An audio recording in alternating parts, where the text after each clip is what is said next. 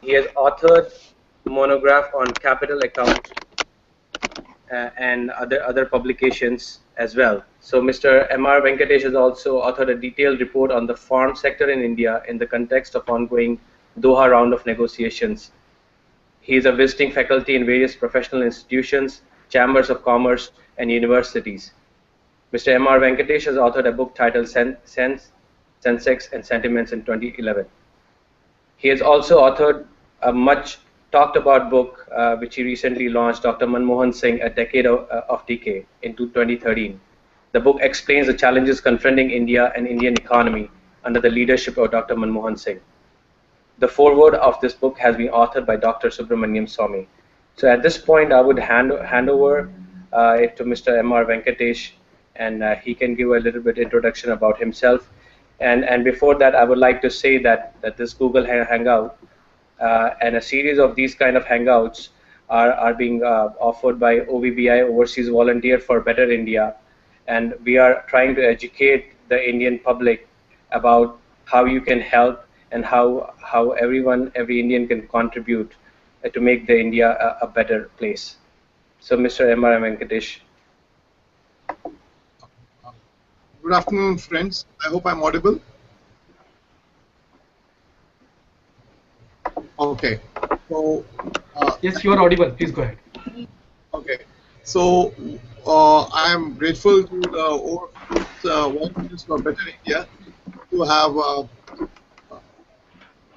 arranged this Google Hangout. I'm really indebted to your all the friends there in US, and probably many in India are also joining today to hang out. So, frankly, this whole thing, what I see developing in what we call as the economic debacle in India, is a concern for every Indian, whether he's in India or in US or any part of the world. That's today's talk. And if you permit me, I think I hold Dr. Manmohan Singh, the Prime Minister of India, as the singularly responsible for this debacle and for this crisis that we are facing.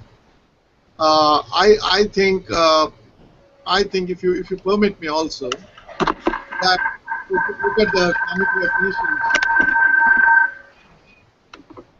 the Committee of Nations, when you look at beginning America, Barack Obama and others,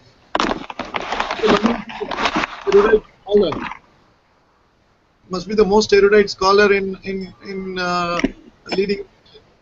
But unfortunately, we are in a very peculiar situation. The fundamental economics are basically not being addressed by an economist prime minister. And I would say Dr. Manmohan Singh is highly economical about economics. That's the sorry state of affairs in India. We have a crisis, and that crisis, in my humble opinion, is a crisis that makes the 1991 crisis a walk in the park. We are really in a very peculiar situation where our diagnosis is already, there is no prescription, absolutely there is no clue about what is to be done, and we are stuck very badly with this. And I shudder to believe that we will ever have a solution to these problems. So that is the crux of the issue today. It is not that the government is having some solution and not effectuating it. Rather, we are seeing a sense of disbelief, a denial. Government is in a denial mode about the crisis that is looming on the Indian economy. And this crisis, believe me, is not that it came about in the month of June or July. In fact, I closed my book somewhere around April or May, and since then it has been in the post what we call as the production stage for the last 2-3 months. And when we launched it somewhere around August, we got this whole thing launched. I am really I've been writing about this since, say, you can even fix the date somewhere around August of last year, when I predicted that the rupee could be going down, when we could have a series of problems. But we took a very simplistic mode. We said that, oh, this problem will not affect us, or if the problem affected us, we blamed it on the Japanese, to the Chinese, to the Americans. We have blamed everybody on earth, excepting that India is responsible for our own problems. So we have created this problem. We have really created this problem. Government of India is responsible for this problem, and believe me, that in my humble opinion, that we have to blame nobody else but the government of India. Having said that, let me also touch on the crux of the issue today, and that will put you in proper perspective. I take a couple of minutes to just give you a brief overall on the problems that India is facing. Today we have a huge trade deficit. In fact, guys out there in US will be stunned. In absolute terms, I'm not talking about percentage, I'm talking about absolute terms. India ranks second in the whole world when you compare the trade deficits of various nations. That means we are next to America in absolute terms, in terms of importing products from other countries and taking it into India. So look at it, 10% of your GDP cannot be your trade deficit. That's something that Americans cannot afford. Now, why is this happening? And if you go into the series of issues that conference has, this trade deficit translates into what we call as current account deficit, which is import minus exports, all goods and services put together. That runs to into 5.5%. A country of this size cannot afford 5.5% of current account deficit. Believe me, we are running a current account deficit of $45 billion with China. Always it is blamed on gold, on crude. We are not importing gold or crude from China. We are importing pencils, we are importing pens, we are importing stationery, we are importing a whole lot of day-to-day usages, which items that we use from China, and that unfortunately is dynamiting our economy, and that's the crux of the issue. Why is it that we are not able to produce this in India?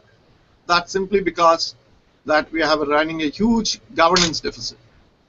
Governance deficit translates into trade deficit, into current account deficit, into dollar deficit. That leads to dollar rise, rupee fall, and you have a whole range of, you rearrange the entire matrix, and then you have a problem. This, in my humble opinion, is the problem. You can shoot any questions from now on. I've given an opening broad overview of what's the problem in India. You can shoot any questions. I'll be glad to answer this. Thank you so much, Mr. MRE, for sharing the, giving us some insight on economic condition in India. So we have got a couple of questions, mostly related to the economic crisis which India is facing. So the first question is, so as we all are aware of the economic mess India is in today, and knowing that elections are coming in next couple of months, so how do you see what will be the challenge for new government? Let's say new government is formed, and in a 5-year term, what would be the challenges they would be facing, and any concrete steps you can think of which the new government should take to overcome the issue and bring the economy to normalcy? If you could share some insights on that. Frankly, if you ask me, and very bluntly, let me say, if this government demits office, things will turn for the better. That's a very blunt statement I'll be making, because economics is basically a function of confidence that the investor or the potential investor has or does not have in an economy. What we are witnessing today is a lack of confidence in investment cycle in India. Why people don't invest? Because they don't have the confidence that they can invest something and earn profitably out of a business venture. You can end up with a loss at the end of the day, no problem. But today, when you start preparing your projections on the Excel sheet, you find that you're ending up in a loss. The reason for that, we have bribed ourselves, we have corrupted ourselves to becoming uncompetitive at the global level.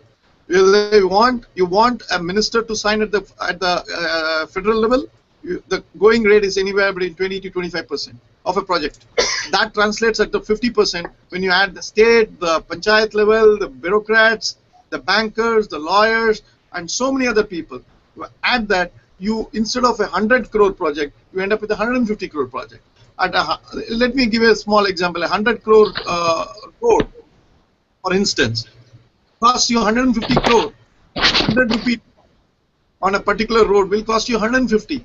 That means anywhere, if whatever you do, you are uncompetitive, and this uncompetitive nature of Indian economy makes every single import, whether it is from Philippines or China or Japan or America, to that extent cheaper.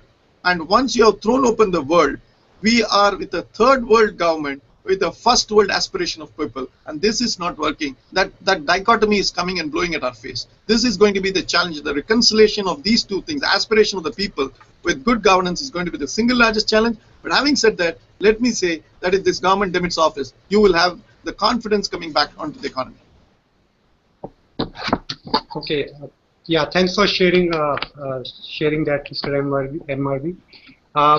So, as a follow-up question, also, we still have a couple of months with the current government, and before the elections. So, is there any one concrete step you can think, the current government can take, which could help the economy in next couple of months? Anything, which can undo some of the, bad effects economy has been facing in last few months? Any one thing which you can think current government can do? I would say, if this government resigns, it could be the greatest benefit to the economy. Let us be very clear about it. If this government demits office, but be that as it may, it can do a couple of things, and it can do really something that can push the economy. For instance, the government can take action, not on all, one or two primary big defaulters on big tax evaders, catch hold of big money launderers, catch hold of big people who are into corruption. Not all, you cannot eliminate all, you can never eliminate the cockroach in your kitchen, but you start taking some concrete action on one of them. The message is that you are fighting corruption.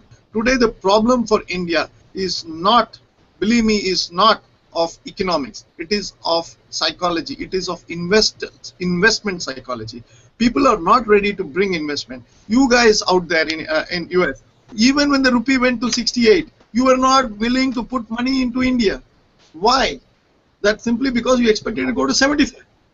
That's the problem today. We are in a downward spiral, and people don't know where this spiral will end. Somewhere the government has to say that the whole thing stops here, and from now we go up. And unless that signal comes in, and that comes in a myriad of forms, you can take action on tax evaders, you can take action on hawala, you can take action on money launderers, you can take action on the corrupt, you can do a whole lot of things. And at this point in time, if you think that mere announcement is reforms, and you think that you can bulldoze your way through by making some announcements, people are not going to buy it. You have to have concrete action. Your time is too less, but you can take one or two concrete action and say that this government means business. People will come back and start investing. Okay, we have another question regarding the black money. We keep hearing there are hundreds of billions of dollars which are sitting in in some of the banks abroad. And how could you share how this has impacted the value of rupee in international market? If let's say all this money comes back to India, how it will affect the economy and the value of the rupee? See, when you are, let us assume that you have not been eating food for 5 days, and suddenly you start eating. You cannot eat your 5 lunches and 5 dinners all in one go. I hope I am making this analogy very clear. You cannot catch hold of your past or the missed lunches and missed dinners in one go. It will take time. So a money that has gone out in say 60 years. This must be the biggest loot, Swadeshi loot, by indigenous rulers of its own people in the history of the world, history of mankind. So this loot can be 500 billions as some conservative estimates are. Some people put it at 1.5 trillion. The figure is not the important thing, that the figure is gargantuan. This figure is huge, figure is significant. Now, how do you bring it back? You have to bring it back in a phrased manner, in a very there are instruments about it that is slightly technical. You cannot bring it overnight. You have to put it in a process that ensures a soft landing for the rupee. You have to ensure that that's assimilated into the Indian economy. Otherwise, what will happen is like what happens in the Indian monsoon. You have too much of rain, but the rain goes back and it goes into the sea. You have to catch hold of it and ensure that you profit out of it. That's a very complex question. I'm only giving aphorisms so that people understand what it is. There are a lot of instruments, there are a lot of working going on, but the most important thing is, believe me, it is not what we will do when we actually get the money. How do we get the money? That's the most important question. I think Government of India has still not shown enough spine even on X-ray. On an X-ray, we are not demonstrating spine to get back the money like what the US has done, like what the French have done or the German have done. I see no way Indians are even remotely discussing this. When I say Indians, I mean the Indian government. I would prefer that this whole thing is left to the next government. Perhaps the next government hopefully will take some steps, because this government promised an action within 100 days of assuming office. 1,600 days have elapsed since this government has come to power. We have not seen a single action from this government. So my guess is the next government probably will take some concrete action, including, believe me, including saying that we will break diplomatic relationship with any tax havens which does not cooperate with us. That includes even the Switzerland. We must have the guts to say that, look, if you are not going to help us in going after our frauds, and in our case there are huge number of frauds who are linked to the high and the mighty of the land, we will break the diplomatic relationship. Hell with you. If that is the announcement by the Government of India, I think everybody will fall in place.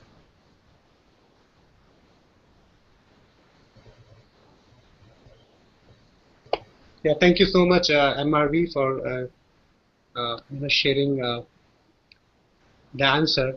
So there is one more question, a follow-up question on FDI. So it is there are rumors that through the FDI channel, a lot of black money has been coming back to India. So what is your comment on that? It's a very complex question. I will answer it this way. You have to understand. We have been fed on a psychology that foreign money will somehow or the other bail you out, and foreign money is what is required. We require foreign technology, not foreign money. We have to distinguish between the two. Now, 97% of the total investment made in India comes from domestic savings. I'm making very much, I hope I'm clear. 97% of the total investment made in India comes from domestic savings. This is never a part of our debate in the popular media, in the mainstream channels. They hide this from us. And the balance 3% is what comes out from various parts of the world. Now, even that is minuscule. Of this 3%, believe me, it is not America, not Japan, not China, not France, not Italy, not any of the developed countries that invest substantially in India. 1.5% to 2% of this 3%, of this 3%, 2 to less than 2 roughly, comes from Mauritius. Why Mauritius? Because we have got a very unique tax arrangement with them, that any investment originating from Mauritius will not be taxed in India, but will be taxed in Mauritius. And in Mauritius, the tax rate is 0. So every investment which is coming from abroad is rooted from Mauritius. Having said that, Mauritius itself is a tax haven. Our own money goes through to Mauritius, through the Hawala road, recycles itself as foreign direct investment, comes back as foreign direct investment, and we give a red carpet to it. So you see, the Indian black money, which is tainted, on which we don't have a very high opinion, gets out of the country and comes back as something that is called as foreign direct investment, and we give it, welcome it with the red carpet. Point I'm making is, it is like the Alfonso mango. Alfonso mango, when it goes out, comes back, and it's the same Indian mango, but since it's imported from some other place, we give it the pride of place. That's the problem with our FDI. FDI in the Indian context is only like achar in a typical Gujarati thali. It's so minuscule, so less, so irrelevant but we are trying to make it as if it is the thali. And that's the problem with us. We don't understand what it is. I'm using the word Gujarati thali because Gujaratis eat very less of achar, and that's why I'm using. I'm not saying that it's a Telugu thali. So you should understand that. Nowadays we have to use the word Telangana thali. Awesome, amazing answer. Yeah, MRVG, I have a question for you. So many activists often ask the Indian population to buy Swadeshi or domestically produced products as compared to buying imported products. Could you share how it will affect the Indian economy? See, this concept of Swadeshi is more psychological than physical. It is more metaphysical. You guys, you are in US. You are no less Swadeshi than I am. Please understand this. If anybody uses a foreign product, that doesn't make him less of a Swadeshi.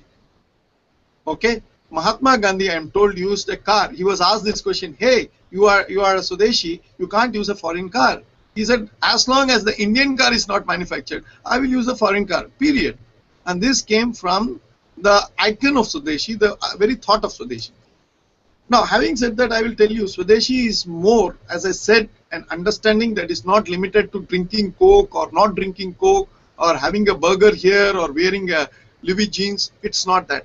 I use all this, but at the same time, I value my culture. I know there is definitely called something of my culture. The culture is rooted to something called family values. Family values help me in saving. Saving is what helps India today. It saves around 35% of its gross domestic product. It's one of the highest savers. This saving ensures that there is enough for our investment. This investment ensures that there is enough for our production. This production ensures that there is enough for our consumption. So this is primarily Swadeshi, that is rooted to family values and the fact that we give traditionally the respect for women. That is why you have to understand this. All these are interrelated and integrated, and you cannot take a hair out of an elephant, transplant it on the bald head of a man, and say that man is a bear. So you have to understand that's a whole issue, or the gamut of issues need to be understood in totality. You cannot say that Coke pita hai, so this is not Swadeshi, or somebody with a langot is a Swadeshi. This is not that. You have to understand it from a holistic perspective. The holistic perspective is that we need to develop and challenge the world. The world is calling on looking at us as a model for itself. The socialistic model of the Russians have failed. The American model is really on the I don't know, it's pulling along. You don't know what will happen tomorrow. So world is in search of a model. India by itself, a self-contained model that has seen upsurges. It's a civilizational model based on civilization, based on culture. Economics is not seen as a subject which is diverse from culture. It is not seen as something which is seen as a standalone discipline. It is integrated to several issues, and that is the model that the world is looking at. This is the Swadeshi model that we need to bring about to the world and make them understand what we are talking about. Okay, thank you for that answer. Thank you. So I have one question on, in your book, you have deliberated on the agreement of agriculture. Can you share how it has negatively impacted our Indian agriculture system? Besides, how is FDI in retail going to impact the nation? Madam, both these questions require a hangout by itself. But I will try to briefly explain to you the problems. In 2001, when we entered, or rather 1994, when we entered the WTO, the premise was that India will export rice and wheat. Now, who gave this idea that we are in a food surplus situation? Who gave the idea that the Western countries are in a food deficient position and we will export our food items, especially raw food items like rice and wheat? It is baffling that people signed the WTO. That okay, we will allow exports, you will also allow exports, we will import, you will import. What is the big deal? We thought we were competitive in exports of rice and wheat. Little realizing that Americans subsidize their wheat, their cotton, their maize, their corn everything to such a great extent that we can never compete with American. I'll give you a classical example. In 2004 or 5, when I did that work for my thesis on this WTO's impact on Indian agriculture, I found out to my, it was startling for me that the Japanese cow in 2004 was subsidized to the extent of $1,330 per year. At that time, the per capita income of an Indian was $500. So it was better to be a cow in Japan than an Indian in India. So you get more subsidy, and that is the type of subsidy, and that is the type of milk that will enter India. And when that milk enters India, you look at what is that we are going to put our farmers in. They can never compete. So the Western model or the Japanese model of carrying on agriculture, and why is Japan doing that type of subsidy? There is Japan is landlocked. It's 4/5 of its land are hilly area. It can't do any agriculture. It has to subsidize its farmers to keep its buffalo giving its milk. Otherwise, there won't be any buffaloes in Japan.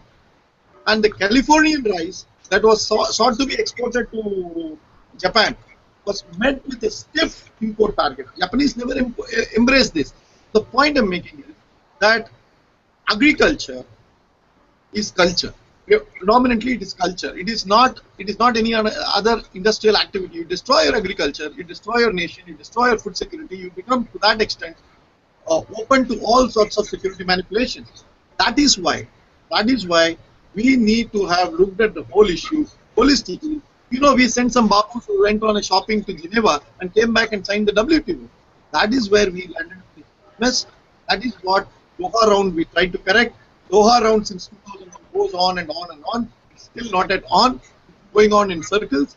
Hopefully by 2020 we will have a Doha round. Until then, let us not talk about agriculture, import, export, all these things. So we have decided we should not talk about agriculture in WTO. Thank you so much. That was so informative. Moving on to scams. Can you give a small gist of things, how our present government has messed up, and what would be the measurable damage and how it has and will affect the value of rupee in the near future? I have strong objection to your question. You can't say you make a small presentation about the scams this government has committed, and you can't say that what is the measure of the damage. You can't measure it. It is immeasurable. So on two counts, your question fails. But be that as it may, let me tell you that this government has virtually made it cash and carry. Virtually cash and carry on everything. And for the last 2 years, if you don't pay cash, and since they are under intense scrutiny by the media, by the intellectuals, by the opposition, by the international bodies, by the trade bodies, by captains of industry, they are unable to take any decision. The government has come to a grinding halt. Can you believe that today no decision is taken by the government in any meaningful way? That is the state of affairs in India today. That is the level to which corruption has eroded. And today, my problem with Dr. Manmohan Singh is not corrupted the government itself. My problem with Dr. Manmohan Singh is he has corrupted the soul of India. Every Indian thinks that he can go and just bribe his way to whatever he wants to do. We have corrupted the moral fiber of this country. This is going to take a long time to repair it. This is the damage that is immeasurable. When the nation thinks that its soul can be sold out and you can purchase a soul, you can trade a soul, it's very, very difficult. It will take a couple of decades for us to get back all these things. You have to understand, when character is lost, everything is lost. We have lost our moral fiber. That's the problem this government has done. Okay, MRVG, I have another question, and this is regarding which should be the backbone of a country, the media. The question is, like, seeing the mess we are in, do you think social media can play a bigger role than electronic media, considering the allegations on the mainstream media to be biased in their opinions and bought by the ruling party?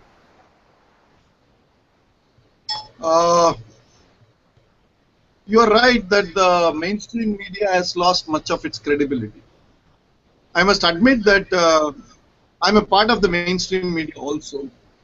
But there are people who still have their independence. Let us not say brush everybody with a tar brush and say, look, the entire media is filled with paid media guys and hence lack credibility. There are still certain guys who value their professionalism in media, and I know for sure there are some papers, there are some journalists, there are some journals which are doing impeccable work. They may not be in the national limelight, but having said that, I must concede that significant sections of our media are corroded from within, and they have been seen as cheerleaders. Men in mid-50s are with are cheerleaders for our government with some frocks, and they look like all these cheerleaders in T20.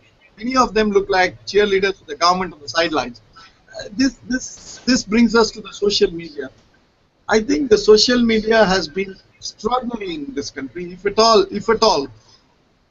all there is some answer to the mainstream media in any meaningful way today, it is thanks to the Twitters and the Facebooks and the other media today. If you can see, we are using an alternative media mechanism to reach out to so many people. This, I think, is a very significant development. But having said that, I must also add, there is a tendency of some of us to go overboard in the Twitter and in the Facebook. The abusive languages used, howsoever you are justified, is not done. I think some of the languages and the words used, especially when you know that ladies are there, children are there, some of the languages used is not acceptable, and I think somewhere down the line we go far below the belt and use some language. Thank you, MRVG.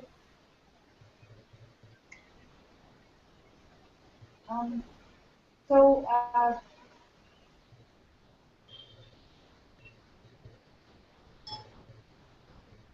I'm not hearing her. She's asking. Hina, can you unmute yourself, please? sorry about that. What are the reasons for the fall of rupee other than what you stated before?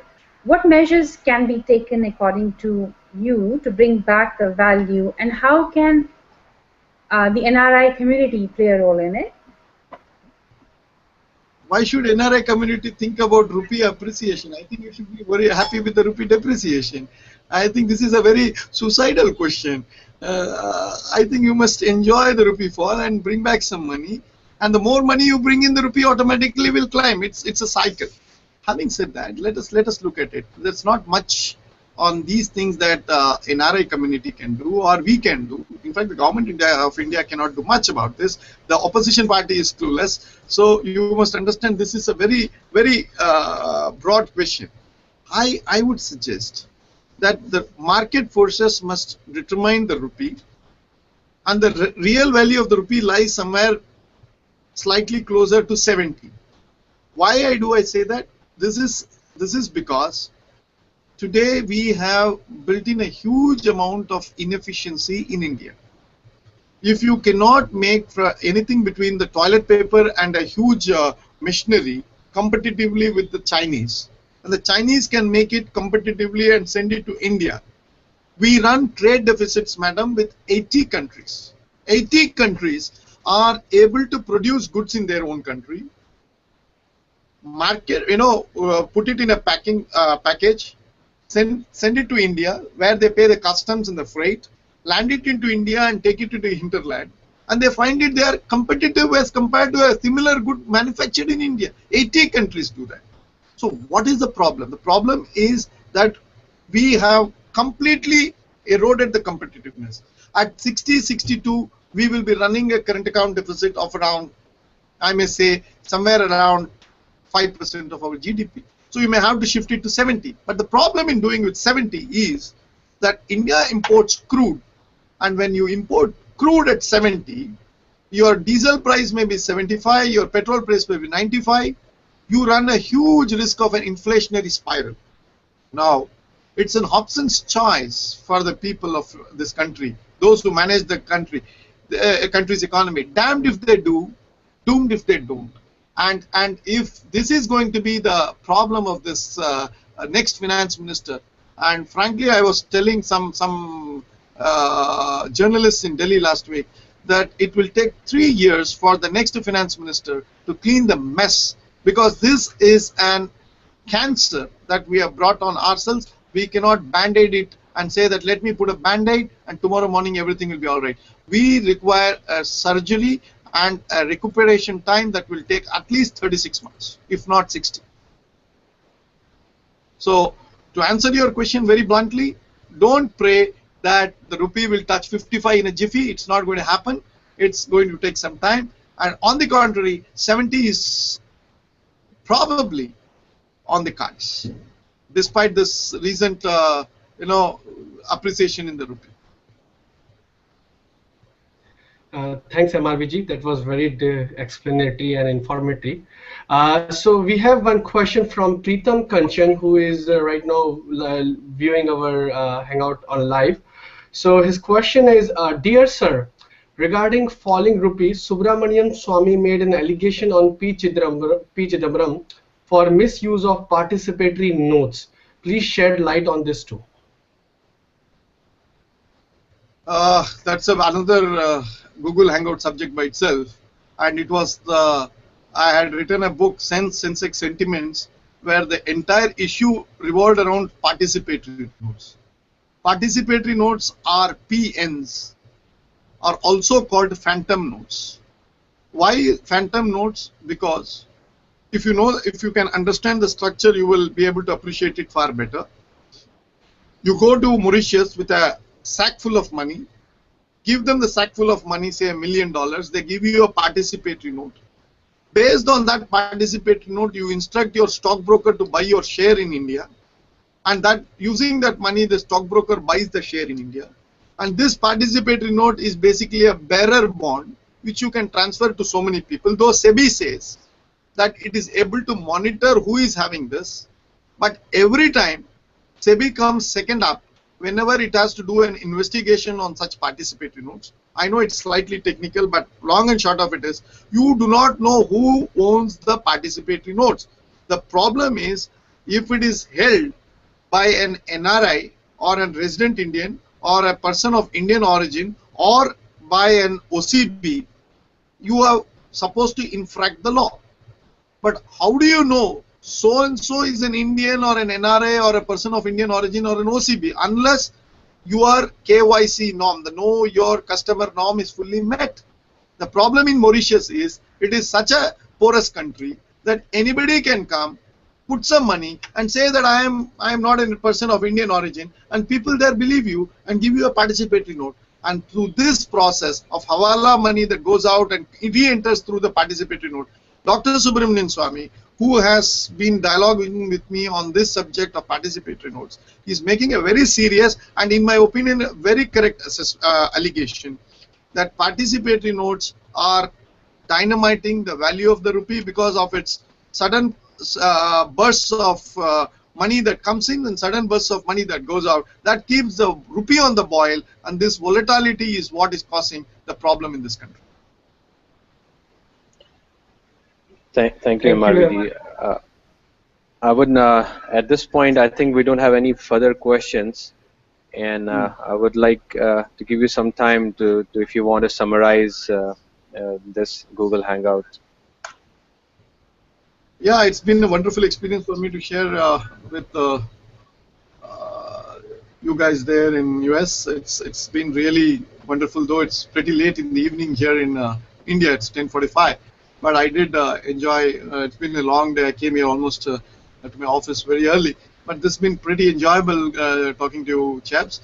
I would like to say something very simple and very uncomplicated, but from the bottom of my heart, that what we are witnessing is what perhaps our fathers' generation faced in the year 1977. This is akin to 1977. Election today is merely akin to 1977. Absolutely mirrors what happened in the year 1977. Why do I say that? My reading of the situation is we are at the threshold of something significant in this country. If this government is not uprooted, I'm an apolitical person. I'm not talking from any political standpoint. I can have any government out there. I don't want a particular person in. I don't want a particular type of government in. I want this government out, which I'm very clear. It has damaged the economy. It has damaged the psychology. It has damaged our moral fiber.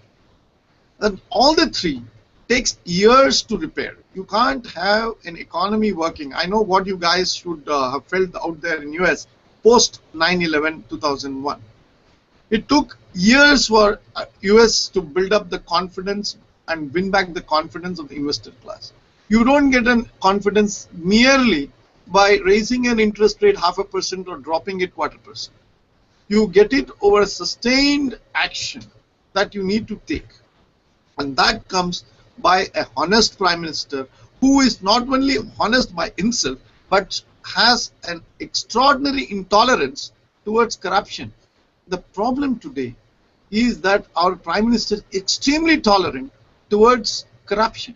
That is the single largest problem that this economy faces. The second problem that the economy faces, and I'm very blunt about this, we are facing a huge internal security problem.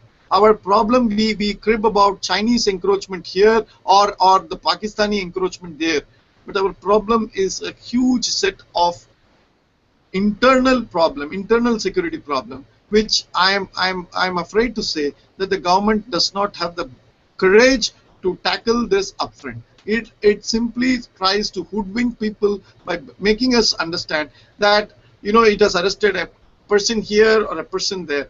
Unfortunately, that's not the case. There is a huge network of Islamic terrorism building out there, and unless we tackle that, and the problem is not only government, the problem is primarily rests with the media, with the intellectuals, where a particular community can do no wrong. If that is the assumption and which we start policing our country, we can't really tackle the menace of the terrorism that we are facing.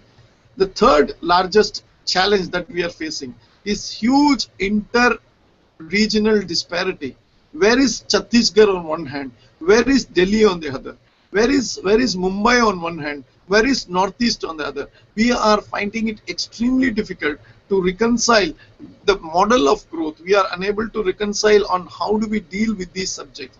We have got independence, but that independence was defined as a transfer of power. We merely transferred power from white sahibs to the brown sahibs. We replaced Nehru and Mountbatten with Pandit Nehru. We did not change the systems of governance. We did not bring in new indigenous ways of looking at the way Indians have to govern themselves. Rather, it was a legacy of the Raj that continues. This legacy of the Raj is primarily debilitating India at every turn, every single moment. Can you believe we grew up listening to Pandit Nehru's Tryst of Destiny speech? Believe me, it was in chaste English. Can you believe anywhere else in the world, a country that got independence, and the first prime minister speaks in a language that was not his mother tongue, but was the language of the foreign rulers? It is such a legacy that we are born. Our constitution was written in English. The constitution is debated in English. The constitution English version is what holds true in the parliament as well as in the Supreme Court.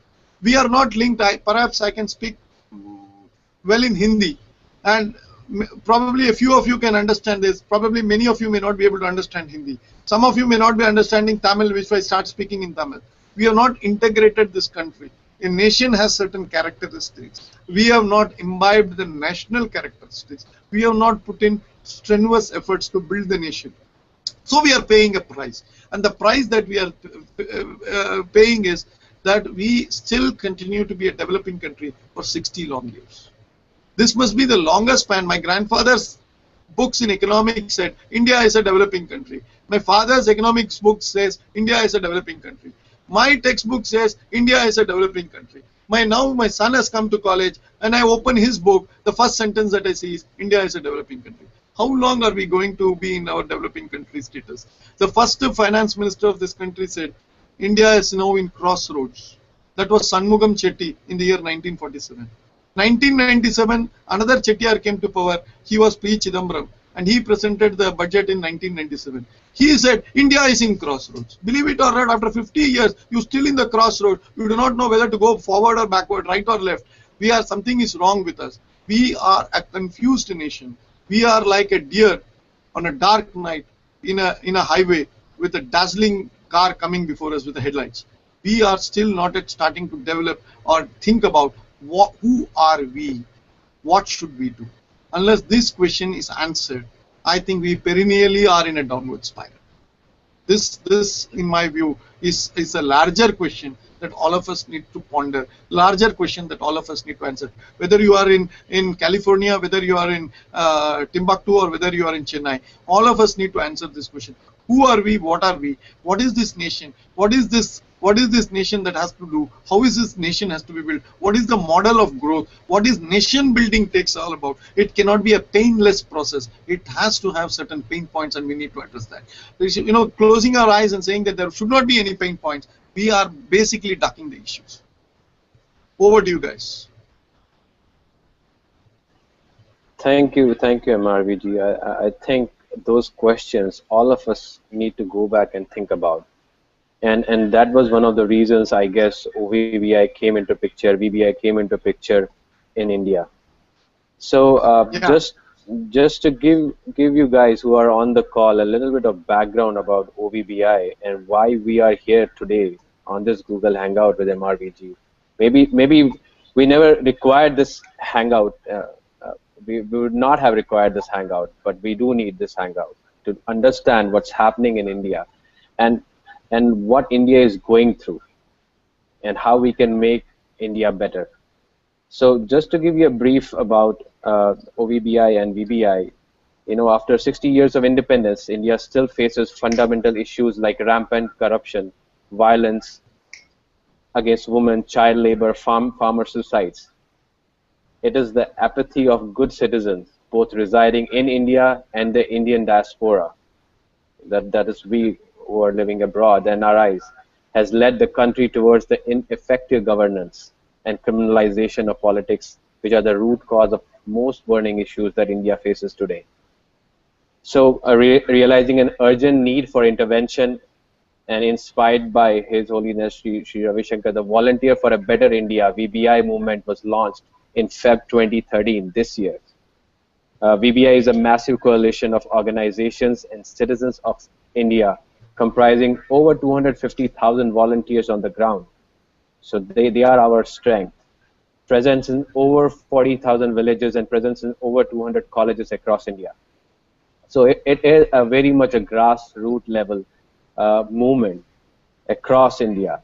So I mean, our plan, our objectives are to educate the Indian masses on rights and responsibilities in a democratic process. People do not vote. People do not register. That has been going on, and we need to stop that, and we need to change that. So as MRVG was alluding to, we need to think about certain questions and ask ourselves, how can we change ourselves from a developing nation to a developed nation? And I think the first step is the 2014 elections, where all of the Indians should go and vote, should root out this corrupt government and bring out good governance, good government at the helm. So we are trying to do a holistic, integrated development of society by empowering the individuals and creating grassroots leaders. We are also starting a school of good governance. It's already started, actually, creating future leaders. And I would say that every NRI should support this cause. And I would like to just end the OVBI. One of the reasons is it's a common platform for Indians from diverse backgrounds to come together. There's no other platform like this. And collectively, we can raise voice against any wrongdoing. If we stand together, we can make things happen and change back in India. But we need to stay together, stay strong, and come together. Spread, be part of OVBI, sign up on the website. We are not charging anything. Whatever we are taking as a fee for the registration, sign up, basically all of that money goes back to India at the grassroots level, what we are doing. We are sponsoring so many projects in India. We are doing a lot of work for 2014 elections. We are putting people on the ground, supporting them, so that free and fair elections can happen. And I don't know if you guys would know that VBI is partnering with Election Commission in India. They have got that credibility that they can report any kind of issues happening on the ground, because money, muscle power, liquor play an important role during elections. So they can report all these things that have been going on since so long, and we can have a cleaner election, cleaner people who can come out to the power. So another part of OVBI is to take up social projects affecting the common masses and providing organized structure for any social movement. So I think that's a lot to say about OVBI. You can go on the website overseasvbi.org and know more about us. And I want to conclude this Google Hangout by thanking MR Venkatesh for his time and his efforts to educate us all on the current economic issues facing India and providing some solutions as well. Thank you so much, sir. Thank you. And this is a pleasure is ours as well. And I want to thank, I want to just conclude the last statement. I want to thank the patient audience for joining us today.